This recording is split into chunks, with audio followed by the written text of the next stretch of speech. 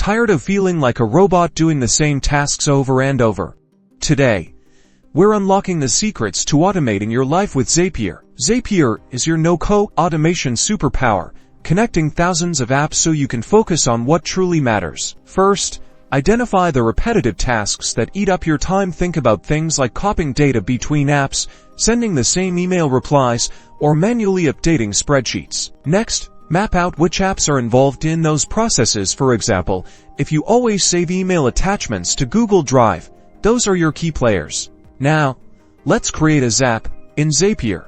You'll connect your apps, choosing one as the trigger, the event that starts the automation, like a new email arriving. Then, select an action in another app. What happens automatically after the trigger, like saving the attachment to Google Drive. Map the relevant data fields between your apps, telling Zapier exactly what information to transfer and where to put it. Finally, test and refine your Zaps. Make sure everything is running smoothly, and optimize your workflows for maximum efficiency. Create folders to keep your Zaps organized.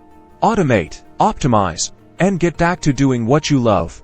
Don't forget to like and subscribe for more Zapier hacks and productivity tips.